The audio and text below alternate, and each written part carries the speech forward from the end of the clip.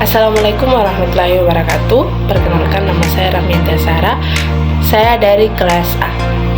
Nah, di sini saya akan membahas tentang materi kurikulum merdeka. Nah,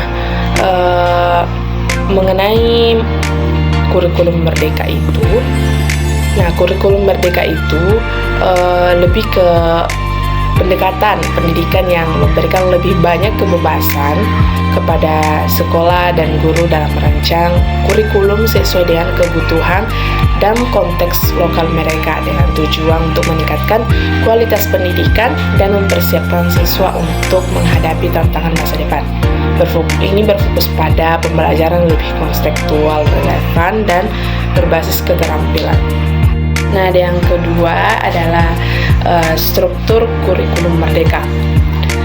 Nah, di dalam struktur kurikulum merdeka ini ada 3, yaitu program intrakurikuler, program ekstrakurikuler, dan proyek penguatan profil Pancasila. Nah, yang pertama itu program intrakurikuler. Nah, intrakurikuler ini berisi muatan atau pembelajaran tambahan lainnya seperti muatan lokal. Jika memang ada di satuan pendidikannya, kegiatan pembelajaran di dalam kelas diharapkan mengembangkan kompetensi murid sesuai dengan capaian pembelajaran pada fasenya. Nah, ada yang kedua itu program ekstrakurikuler. Untuk kegiatan ini diadakan pada pembelajaran dengan kurikulum merdeka. Pelaksanaannya dapat dikembangkan dengan satuan pendidikan sesuai dengan kapasitas dan minat karakteristik murid. Nah, ada yang ketiga, ada proyek penguatan profil Pancasila. Nah, program ini merupakan pembelajaran berbasis proyek yang ditujukan sebagai penguatan profil pelajar Pancasila melalui tema yang telah ditetapkan. Yang pertama, gaya hidup berkelanjutan, dan kedua, kearifan lokal, ketiga, Bhinneka Tunggal Ika, keempat, bangunlah jiwa dan raganya, suara demokrasi, berekayasa dan berteknologi untuk membangun NKRI, ketujuh, kewirausahaan. Nah, yang keempat itu ada asesmen.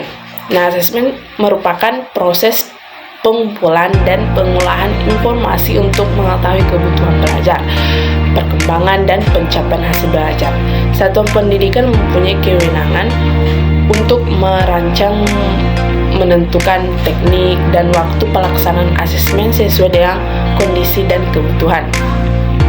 Nah, yang terakhir itu ada alokasi waktu. Satuan pendidikan juga memiliki keleluasan untuk menentukan alokasi waktu pembelajaran.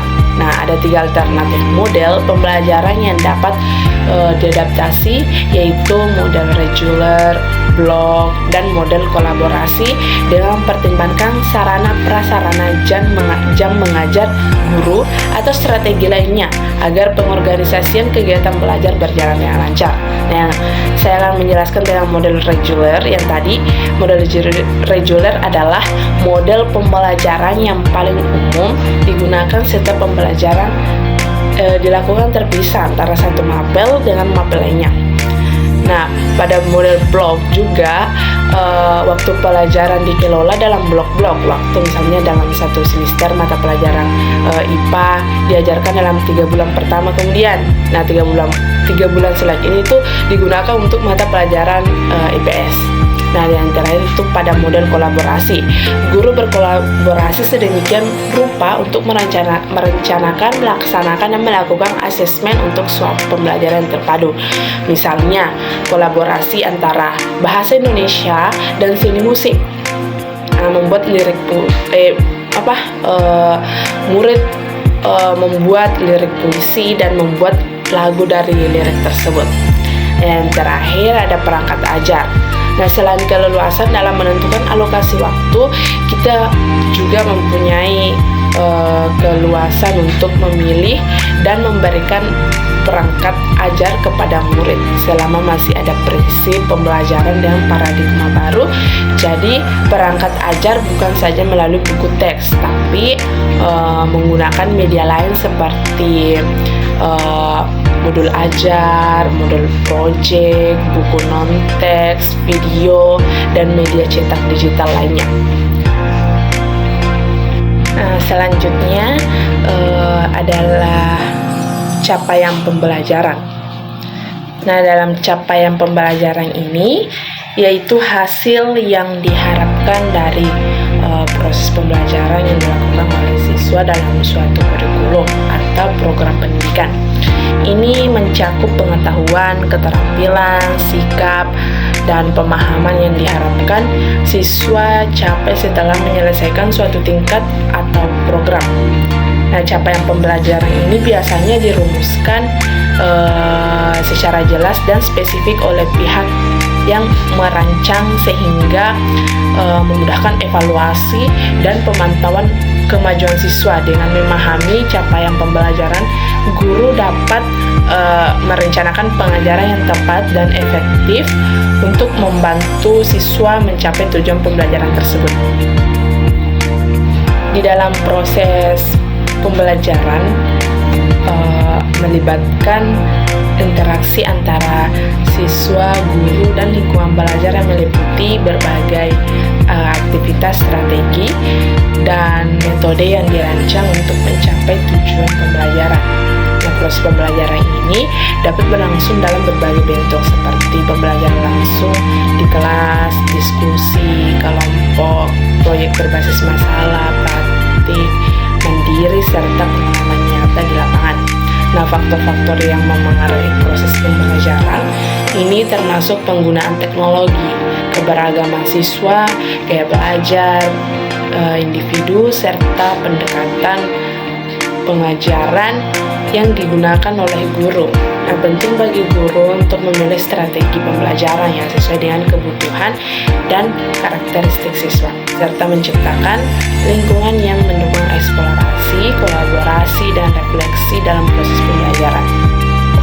Selanjutnya yaitu modul ajar.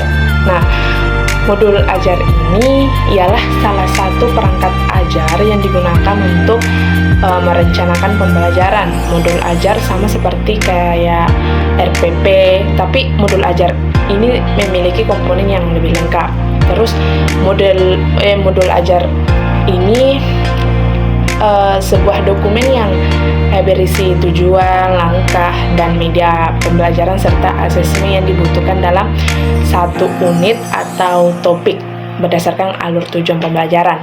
Nah, pendidik memiliki keleluasan untuk membuat sendiri atau memilih dan memodifikasi modul ajar yang tersedia sesuai dengan konteks kebutuhan dan karakteristik peserta didik. Nah, adapun komponen modul ajar wajib, alur tujuan pembelajaran menjadi dasar bagi pendidik untuk menyusun perencanaan pembelajaran atau modul ajar. Nah, pendidik memiliki keleluasan untuk mengembangkan modul ajar sendiri, memilih dan memodifikasi modul ajar yang tersedia sesuai dengan konteks, kebutuhan, dan karakteristik peserta didik. Nah, secara umum itu modul ajar memiliki 3 komponen, yaitu tujuan pembelajaran, langkah-langkah pembelajaran, dan asesmen pembelajaran. Nah, pendidik diperbolehkan apabila ingin mengembangkan modul ajar dengan komponen-komponen tambahan di luar komponen wajib. Asesmen awal pembelajaran dapat dilakukan untuk mengidentifikasi kebutuhan belajar peserta didik dan hasilnya digunakan untuk merancang pembelajaran yang sesuai dengan tahap pencapaian peserta didik. Pendidik dapat melaksanakan asesmen awal pembelajaran sesuai kebutuhan, misalnya pada awal tahun pelajaran, awal semester, atau sebelum menyusun modul ajar secara mandiri. Dan demikian, asesmen awal pembelajaran tidak perlu dilakukan setiap mengawali tatap muka.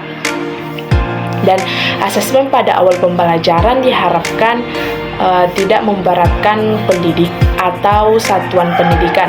Namun, demikian jika pendidik atau satuan pendidikan memiliki kemampuan dapat melengkapi data tambahan dengan melakukan asesmen non-kognitif yang mencakup kesiapan belajar, minat, profil belajar, latar belakang keluarga, riwayat tumbuh kembang, dan lain-lain. Nah, membahas tentang asesmen. Nah, di sini ada pelaksanaan asesmen sumatif dan formatif. Nah, asesmen sumatif ini dilakukan untuk mengevaluasi pemahaman dan pencapaian siswa pada akhir suatu periode pembelajaran. Evaluasi akhir yang biasanya digunakan untuk memberikan nilai atau menentukan kemajuan siswa dalam mencapai tujuan pembelajaran. Asesmen sumatif dapat berupa ujian, tugas akhir, atau proyek akhir.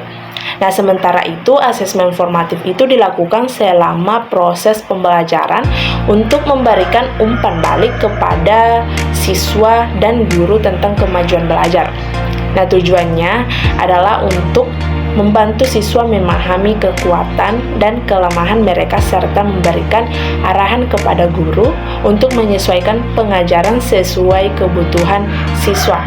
Nah, asesmen formatif bisa berupa diskusi kelas, tugas kecil, atau kuis singkat. Dengan demikian, asesmen formatif membantu dalam memperbaiki pemahaman dan kinerja siswa selama proses pembelajaran. Selanjutnya adalah merancang proyek penguatan profil pelajar Pancasila. Di profil pelajar Pancasila juga terdiri dari 6 dimensi, yaitu beriman bertakwa kepada Tuhan Yang Maha Esa dan berakhlak mulia, mandiri, bergotong royong, berkebinekaan global, bernalar kritis, dan kreatif. Nah, keenam dimensi tersebut perlu dilihat secara utuh sebagai satu kesatuan agar setiap individu dapat menjadi pelajar sepanjang hayat yang kompeten, berkarakter, dan berperilaku sesuai nilai-nilai Pancasila. Nah, proyek penguatan profil pelajar Pancasila ini adalah pembelajaran lintas disiplin ilmu untuk mengamati dan memikirkan solusi terhadap permasalahan di lingkungan sekitarnya. Proyek penguatan profil pelajar Pancasila menggunakan pendekatan pembelajaran berbasis proyek atau project based learning yang berbeda dengan pembelajaran berbasis proyek dalam program intrakurikuler dalam kelas. Nah, proyek penguatan profil pelajar Pancasila memberikan kesempatan bagi peserta didik untuk belajar dalam situasi tidak formal, struktur belajar yang fleksibel, kegiatan belajar yang lebih interaktif, dan juga terlibat langsung dengan lingkungan sekitar untuk menguatkan berbagai kompetensi dalam profil pelajar Pancasila. Terima kasih, itu saja yang bisa saya sampaikan. Assalamualaikum warahmatullahi wabarakatuh.